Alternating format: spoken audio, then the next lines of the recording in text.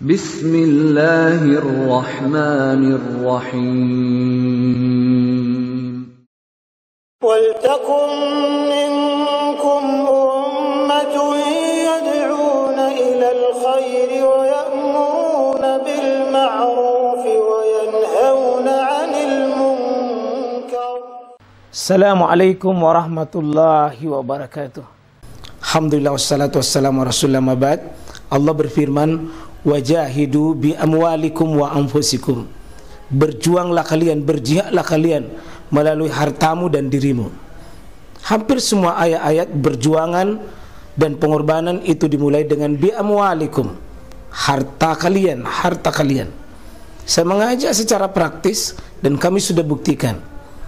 Rp1.000 itu bisa luar biasa dahsyat. Bisa beli mobil, bisa buat kuburan, ya, bisa membangun masjid. Uang 1.000. Mari kita satukan uang 1.000 kita. Nanti kami jemput di rekening ini, insya Allah bisa kita buat. Di rekening ini, insya Allah kita buat sebuah kekuatan umat dengan Rp1.000. Rp1.000 dahsyat. Bab tentang pembatal-pembatal wudu. Hadis Anas ini, karena sahabat Rasulullah SAW ala ahdihi yantaziruna al-isya hatta tahfika ru'usuhum summa yusallu wa la yatawadda'un. Jadi sahabat-sahabat Nabi itu dulu banyak yang tertidur, kemudian langsung solat. Maka mereka memahami hadis ini, tidur itu tidak membatalkan wudu. Tidur itu tidak membatalkan wudu menurut pemahaman hadis ini. Meskipun nanti kalau kita kumpul ada sekitar 12-13 hadis tentang pembatal, tentang masalah tidur, kita bisa kompromikan semua. Ada tidur yang bisa membatalkan wudu, ada tidur yang tidak. InsyaAllah kalau ini secara mutlak tidak. Hadis ini, ya, riwayat Imam Muslim. Ya. Kita masuk di hadis ini, ya. Jadi hadis tentang, ya, ja'at Fatimah bintu Abi Hubais ila Nabi sallallahu alaihi wasallam faqalat ya Rasulullah inni imratun astahad fala athur afada Allah as-salah qala inna ma zalika irkun wa laysa bihaid. Ya, jadi seorang sahabiah, perempuan yang beriman namanya sahabiah, itu datang bahwa saya ini perempuan yang suka banyak mengeluarkan istihadah, yaitu darah kotor yang keluar tetapi bukan haid, bukan juga nifas. Itu apakah saya meninggalkan solat? Kata Nabi, tidak. Orang istihadah itu jangan meninggalkan solat, ya, karena innama zalika irkun, itu cuma darah kotor saja yang dari urat-urat, tidak menghalangi seseorang itu untuk sholat, tidak menghalangi berhubungan, tidak menghalangi untuk tawaf, tidak menghalangi berhubungan suami istri, tidak menghalangi baca Quran.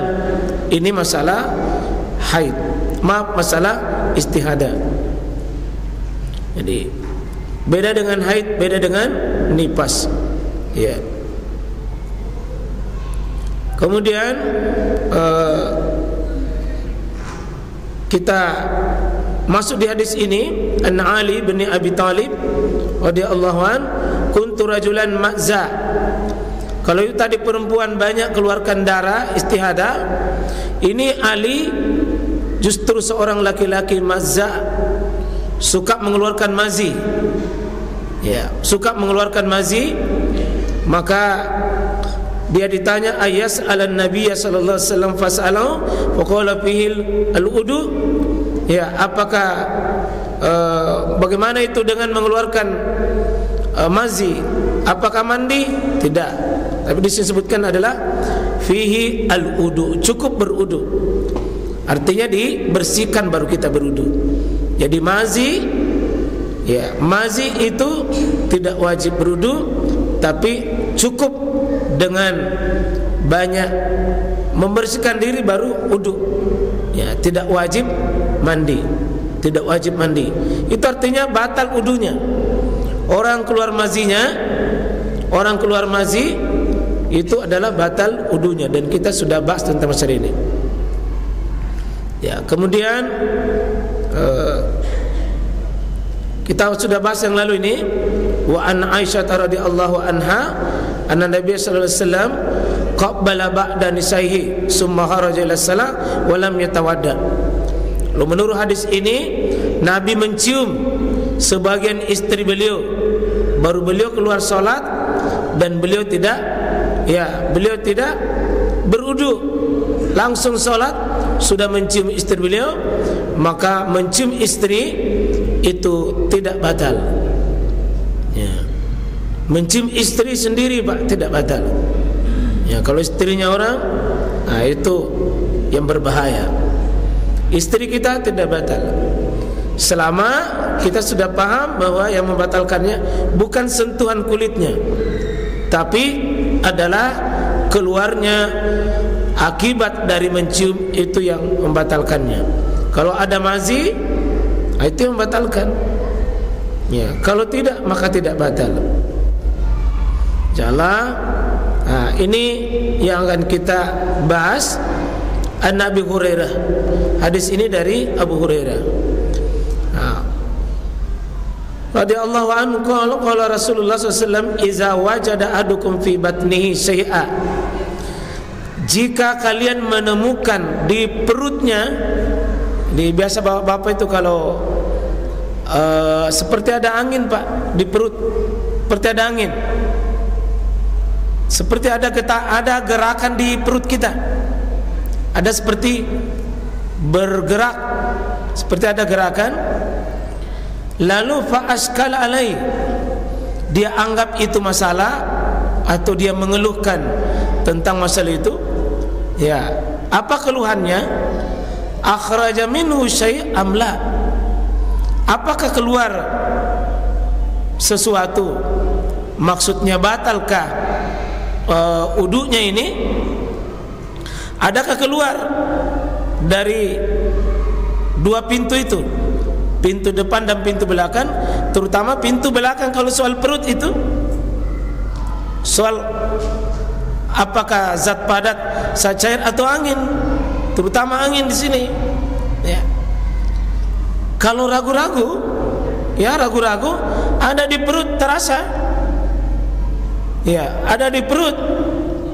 Apakah keluar itu lewat belakang atau tidak? Apa kata Nabi? Fala yakhrujanna, maka tidak usah mereka keluar minal masjid, dari masjid. Maksudnya kalau kita ini di masjid sudah wudu tentu tidak usah keluar dari masjid. Kalau ada ragu-ragu seperti buang angin, hatta sehingga sampai meyakinkan diri, yasma sautan, sampai kita mendengar itu bunyi. Jadi kalau ada seperti gerakan di perut, seperti ada keluar, seperti ada getaran, tapi selama tidak mendengar bunyi, au yajidarihan, atau tidak mendapatkan bau. Ini dua, bunyi dan bau. Kalau cuma getaran di perut seperti ada keluar, kata Nabi, tidak usah keluar. Ya, jauh usah keluar. Kalau cuma ada keraguan-raguan, ya, karena yakinnya kita sudah berwudu baru masuk masjid, itu yakin namanya. Terus akhraja minhu syai' amla, apakah ada keluar atau tidak, itu namanya ragu. Dipakailah kaidah fikih yang dipakai oleh ulama, mengatakan al-yakinu, keyakinan tentang sudah kita berwudu, sudah bersih, kemudian la yuzalu, tidak akan terhilang itu, tidak akan hapus keyakinan itu. Ya, dengan apa? Ya, bahwa al-yakinu la yuzalu bisyak, keyakinan tentang bersih, kita sudah berudu. Lalu ragu tentang apakah kita ini berhadas atau tidak, maka tidak boleh dipakai kaidah itu, tidak boleh dijadikan itu batal. Yakin bapak bersih, lalu ragu di belakangnya, keluar atau tidak, keyakinan tidak bisa dibatalkan oleh sebuah keraguan. Maka kalau cuma ada getaran, ya ada sedikit perasaan seperti ada keluar, termasuk kalau bapak sholat, lalu seperti ada keluar lewat pintu belakang, seperti ada keluar, ya. Maka jika tidak bunyi, tidak bau, dan bapak tidak yakin tentang itu, maka keyakinan yang dipakai, ya. Sebenarnya di sini bukan cuma soal bunyinya, Pak, tapi kalau masih ragu, kalau yakin ki memang keluar, ya. Kalau yakin ki biar tidak ada bunyi atau tidak ada bau, tapi yakin ki keluar, biar ambil dulu atal itu. Apalagi kalau memang misalnya tidak bunyi, tapi bau, yang kibilai tidak ada juga tidak didengar, tapi bau, maka jangan bilang tidak ada bau, tidak ada bunyi. Sebaliknya, Pak, tidak bau tapi bapak mendengar ledakan, bilang tidak ada bau. Ini itu namanya bukan keraguan, an-nasai, jelas gitu, jelas. Jadi Islam mengajarkan kita melalui hadis ini, jangan mengamalkan sesuatu itu dalam bentuk sebuah keraguan. Ini Nabi ajarkan ini, dan ini kaidah fikih yang, ya, kita baca di kitab Al-Wajiz tentang kaidah-kaidah fikih. Ini masuk dari 100 kelompok kaidah fikih populer, salah satunya ini, ya, salah satunya ini. Jadi kalau tidak ragu kita, kalau tidak yakin, maka al-yakinu la yuzalu bisyak. Keyakinan tentang bersih, ya, contoh misalnya apa? Seperti misalnya tadi malam mimpi atau tidak, basah. Kalau basahnya itu terbukti basah, itu dilihat apakah basah karena kencing atau basah karena air di atasnya kencing atau mani. Kalau hanya ragu, Pak, kita yakini tidak mandi wajib, tidak mandi wajib. Tapi kalau, ya, ada bukti bahwa kita mimpi misalnya, maka mimpi itulah yang dijadikan pegangan. Misalnya basah ujungnya, kita punya alat, basah ini tetap masih, ya, itu basah, berarti harus dilihat apakah basahnya karena air mani atau air mazi atau air kencing biasa, ya. Maka yang dipakai tentu dalam Islam itu selalu bukti meyakinkan, bukti meyakinkan. Itu Islam, Pak, tidak mau mengajarkan kita dalam dunia kebimbangan. Maka dibuatlah oleh Nabi SAW, apabila kalian menemukan sesuatu di perutnya, artinya gangguan, ada getaran berupa gerakan angin, lalu dia fa'askal alaihi, ya, apakah keluar atau tidak, maka Nabi mengatakan tidak usah keluar.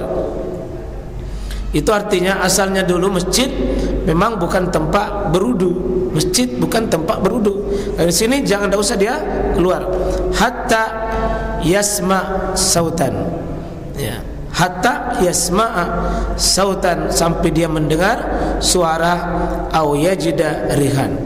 Dan ini menunjukkan sebuah ajaran yang membuat kita tenang. Termasuk ini, Pak, musim hujan, kalau bapak dari rumah sudah wudu, dalam perjalanan ini banyak air got naik, kemudian kita injak, kita pakai keyakinan wudu sudah dari rumah, cuma di jalanan ini banyak air, memang kotor itu air Pak, tapi bukan najis selama belum terbukti najisnya. Jadi air ini yang di luar ini semua dihukumi bersih. Itu hukum asal. Hukum asal itu Pak. Al-ma'u tahurun, air itu hukum asalnya suci Pak. La yunajjisu bisyai, tidak ada yang bisa membuat dia najis kecuali kemasukan najis. Kemasukan najis itu harus ada bukti. Ya, harus ada bukti. Kalau cuma air yang kita temani cukup bisa dipakai sholat, paling tidak kalau mau kesiram baru masuk masjid supaya tidak kotor. Tapi hilangnya wudu itu bukan masalah. Ya kecuali kalau Bapak berjalan banyak air naik, kemudian ada warna kuning yang juga menyertai kita, ya mengalir warna kuning, apalagi menabrak kita, ya jangan bilang ragu-ragu. Ya, warna kuning itu bukti itu bahwa dia najis. Najis itu ya membatalkan kita punya wudu. Tapi kalau tidak ada bukti Pak, tidak ada. Tidak ada hukum asalnya. Sama rumah kita kalau naik air, itu air dari jalanan masuk, ya masuk, maka air yang kita injak itu bukan otomatis, meskipun bercampur dengan air got misalnya. Meskipun air got itu ya bisa najis, yang pasti kotor, tapi kotor belum tentu najis. Najis itu harus ada pembuktiannya. Nah, saya kira itu yang kita sudah sampai ini dulu.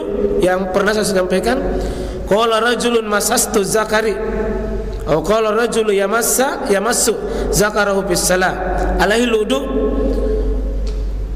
Seseorang yang menyentuh zakarnya baik pada saat dia sholat maupun sudah wudu, dia sentuh zakarnya.